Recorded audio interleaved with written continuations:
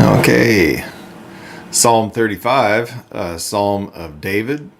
Plead my cause, O Lord, with those who strive with me. Fight against them that fight against me. The enemies of the Lord were the enemies of David. Same thing for you. If you live for the Lord, you've got an enemy. And it's not nice to think about enemies, but you've got them, because there is the enemy of our souls, the enemy of God, Satan and his forces. They oppose God and they oppose the people of God, and no matter what, they're going to oppose you if you are living for the Lord. Okay, so it's important to keep short accounts with God, to stay close to Him and have the armor of God in place, and to take the spiritual warfare seriously. Okay, verse 2, take hold of shield and buckler and stand up to help me. So the Lord is our shield. David is asking the Lord to be his shield in a sense, but the Lord is our shield, Psalm 28:7. And we need the shield of faith, Ephesians chapter 6. Okay, verse 3, draw out also the spear and block the way against them that persecute me. Say unto my soul, I am your salvation. So David is asking for encouragement. He's asking the Lord to encourage him, strengthen him, and so can we. We need to pray to the Lord. Just continue to seek His face, approach His throne of grace, Hebrews 4:16, and strengthen yourself in Him, because we need encouragement from the Lord if we're going to endure or succeed through this spiritual warfare.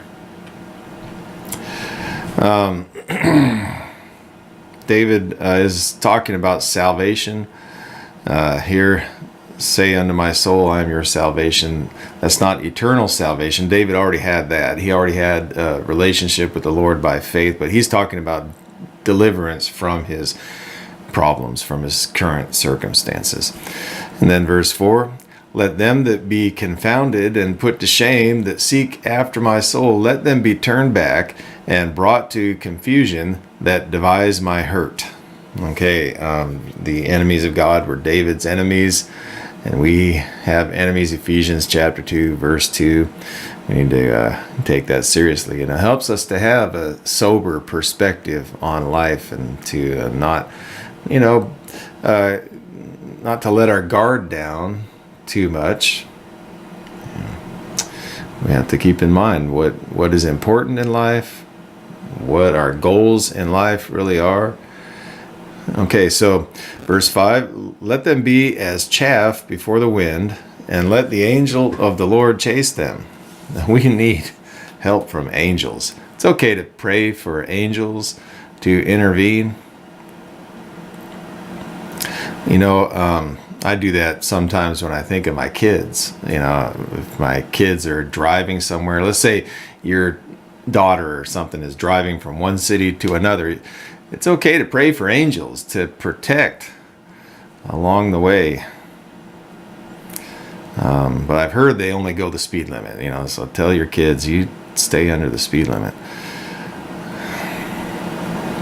Okay, verse 7, for without cause they have hid their net for me in a pit, which they have dug for my soul without cause. So without cause, is kind of a repeated phrase in this psalm.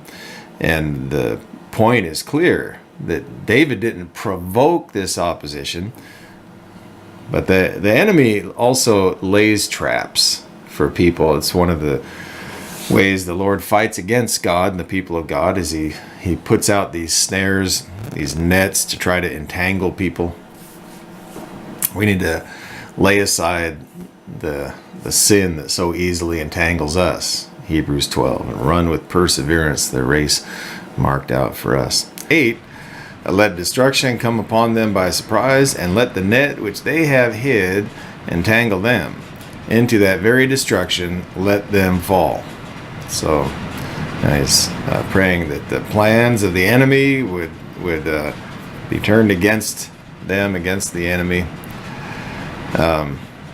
when Jesus said to Peter, "Get behind me, Satan," he wasn't calling Peter Satan so much as recognizing the enemy at work in Peter. And sometimes we can recognize the work of the enemy, and we can look at a person and realize that they're really not the enemy, even if the enemy is working through them. So we can hate the sin but love the sinner. Okay, so verse 9, "And my soul shall rejoice in the Lord, it shall rejoice in his salvation. Bring the sacrifice of praise, rejoice in the Lord." Joy is a fruit of the Spirit. If you don't have it, you need to get filled with the Spirit. Ephesians 4:18. I'm at 5:18, and be filled with the Spirit. Verse 10, "All my bones shall say, Lord, who is like you, who delivers the poor from them that are too strong for him, yea, the poor and the needy from those that steal from him." Okay, bones, David's whole body got involved in this prayer. Pray with your whole person. David considers himself poor and needy. And when we recognize our poverty, our spiritual poverty, it helps us to trust in the Lord. We realize we can't do it, and we need, if the Lord doesn't do it, it's not going to happen. We need help from God. So it helps us when we realize this, to call upon his name and to trust in him. Verse 11, false witnesses did rise up. They laid to my charge things that I knew not. So false witnesses, the devil's a liar, John 8:44. It's the father of lies. He's continuously lying, and he's going to assault the people of God with things that are not true. But also, God hates lying. We don't want to be participating in the devil's work. We need to be people of truth. You talk about false witnesses, there are examples of that, plenty if you look around in the world today. But how about Hamas, the enemies of Israel? A lot of times they're not telling the truth. And when you see someone who is not telling the truth, not just them, not just to pick on them, but there are groups that are kind of famous for falsehood. And when you see that, that's the enemy at work. Then verse 12, "They rewarded me evil for good, bereaving my soul." It's hard. The pain is real. God knows that. The Lord knows that. And he gives us encouragement and comfort, the comfort and reassurance of his presence, and his Spirit at work in our lives, and then the knowledge that the things, the circumstances that are developing in our lives are eventually going to work out to good, even for us. He works all things together for good to those who love him. Romans 8:28. Verse 13, excuse me, "But as for me, when they were sick, my clothing was sackcloth. I humbled my soul with fasting, and my prayer returned into mine own bosom." David cared about these people, even though they were his enemies, even though they opposed him and lied about him, were dishonest. David nevertheless had a genuine concern for their welfare, and so can we. We have enemies. We have to recognize they're not the real enemy. The enemy has them deceived and maybe ensnared and is working through them, but they're not the real enemy, and we're concerned about people. We hope for their deliverance. We pray for their well-being and their eventual salvation. Then verse 14, "I behaved myself as though he had been my friend or a brother. I bowed down heavily as one that mourns for his mother."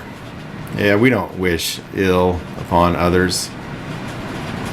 And we have to keep in mind that even for the worst people, we just have to remember that this is the only heaven they will ever see. If they don't get saved, this is it for them.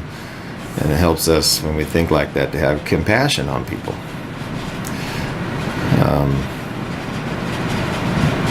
Verse 15, but in my adversity they rejoiced. So in contrast to David's genuine concern, the enemies, all they wanted was David's hurt, and demise. But in my adversity they rejoiced and gathered themselves together. Yea, the attackers gathered themselves together against me, and I knew it not. They tore at me without ceasing. Figuratively, with their speech and their attitude, they were tearing at him.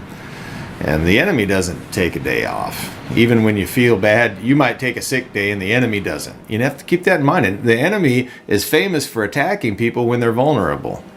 And when you feel weak, when you feel vulnerable, that's the time to press into God. It's time to pray to the Lord, and don't stop till you're there in His presence at the throne of grace. Verse 16, with hypocritical mockers in feasts, they gnash their teeth at me. To gnash your teeth at someone, that's a figurative expression. It means, you're grinding your teeth looking at someone.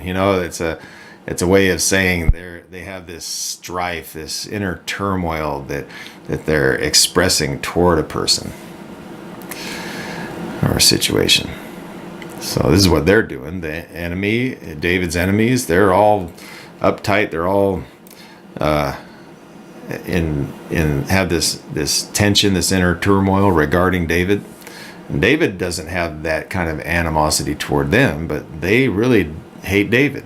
Is the idea. And then verse 17, Lord, how long will you look on? Rescue my soul from their destructions, my precious life from the lions. David's praying for physical deliverance. And it may look like the Lord is only observing, not getting involved, but He cares. God cares. The Lord cares about every detail, about every hurt that you endure and what you're suffering. We can cast our cares upon Him because He cares for us. 1 Peter 5:7. I will give you thanks in the great congregation. I will praise you among many people. David's prayer and his praise were public, and ours should be as well. Let the redeemed of the Lord say so.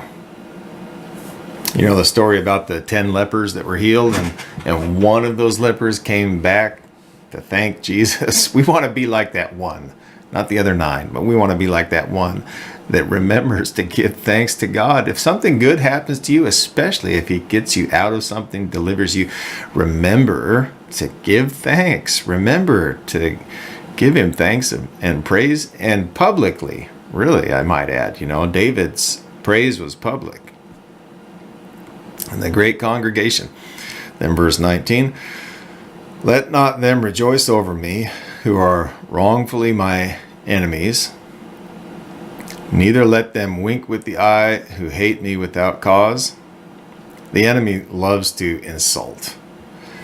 Can't argue with the substance of your cause, so will resort to ad hominem attacks, and you have to just know that is one of the battle strategies of the enemy, and that's how he works. He's going to assault you. You don't deserve it. It's not your fault. You just have to endure it by the armor of God, the work of the Spirit in and through you that will give you defenses and thick skin. Verse 20, for they speak not peace, but they devise deceitful matters against them that are quiet in the land. They talk about fake news. The enemy is famous for fake news. They make up stories and speak lies. Verse 21, yea, they open their mouth wide against me. Yea, they open their mouths wide against me and say, aha, aha, our eyes have seen it. So they have these false accusations, accusing. David accusing God's people. Satan is called the accuser of the brethren. This you have seen, O Lord. Keep not silent. O Lord, be not far from me. The enemy claims to have seen something, but really the Lord is the one who sees. The Lord knows, and David knows that the Lord has truly seen. And also, we just need to remember that the Lord can rebuke our enemies in ways that we never could. And it's it's a mistake to try to fight these kind of battles in the flesh. You know, you fight these kind of battles on your knees. You come to the Lord and you cry out to him, and he will defend you. This you have seen, O Lord. That's verse 22. Then verse 23, stir up yourself and awake to my defense, even unto my cause, my God and my Lord. So Lord is Adonai, same as verse 22. And here David says, my God. David has this personal, it's not just God, it's my God. He has this this personal relationship with the Lord. He loves the Lord, you know, and it's for him, you know, this is what it's about. It's this relationship that he has. Do you have that? Do you turn to the Lord as one turns to a friend, but not, you know, just, I'm not talking about a peer. I'm just talking about someone who is close enough that you have this knowledge that he really does care and he really is listening. Well, that kind of relationship is developed in the times when you're not being attacked. I mean, usually, you know, in the times when it doesn't really matter so much, but those are the times when you press into the Lord and you seek his face, you read his word, you meditate on his word, you seek to know him in the times of peace. And then when the hard times come, you already have that relationship and that confidence in the Lord. Judge me, O Lord my God, according to your righteousness, and let them not rejoice over me.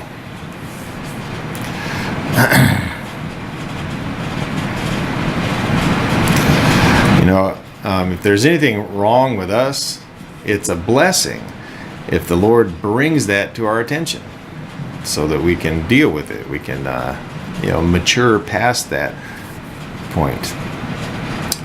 Verse 25, let them not say in their hearts, this is how we would have it. Let them not say, we have swallowed him up. The enemy would swallow us up. The thief comes only to kill, steal, and destroy, John 10:10. And the enemy's not your friend. Don't try to make peace with the enemy. Never capitulate. You know, don't think if you give in a little bit, maybe he won't be so harsh. Now, the enemy is out to destroy you and your family and your children. Do not compromise. Stay strong in the Lord and fight back with the power of the Spirit, the power that the Lord gives you in the Spirit. There's a war going on. You know, we need to keep that in mind. Verse 26, let them be ashamed and brought to confusion together who rejoice at my hurt. Let them be clothed with shame and dishonor who magnify themselves against me. So we can pray for our enemies to be ashamed. It's not a prayer out of bounds, you know, and we won't be disappointed for trusting in the Lord. The more you trust in the Lord, the more you will appreciate it. The more you will be glad that you did. It's dishonorable to attack someone unjustly like this. Let them be clothed with dishonor when their actions and attitudes are revealed for what they are. It's going to be dishonor upon them, and the Lord can reveal people for who they are in a way that we couldn't. And we need to give this to the Lord and allow him to fight, not get in the way of the Lord bringing our deliverance. And the Lord says in Romans chapter 12 that we're not to repay evil for evil, but leave room for the Lord to work. Vengeance is mine, saith the Lord. Okay, verse 27, let them shout for joy and be glad who favor my righteous cause. May they say continually, let the Lord be magnified, who delights in the prosperity of his servants. So here again we see public praise on the part of David. David describes himself as his servant. He's the servant, the Lord's servant, like the royal servant. That's actually the title of the next psalm, Psalm 36. Then verse 28, and my tongue shall speak of your righteousness and of your praise all day long. Tell people that the Lord is righteous. Everything he does is right. And, some people, the enemy or the people who don't know God, they're going to blame him for everything. They won't give him credit for anything, but they'll blame him for everything. And it's the people of God who are going to give to the Lord thanks and praise. We need to be the ones who do this publicly. As a reflection of our relationship with the Lord, and not just because you feel like it. Sometimes it might be a little uncomfortable in a public setting, but do it anyway. Bring to the Lord the sacrifice of praise.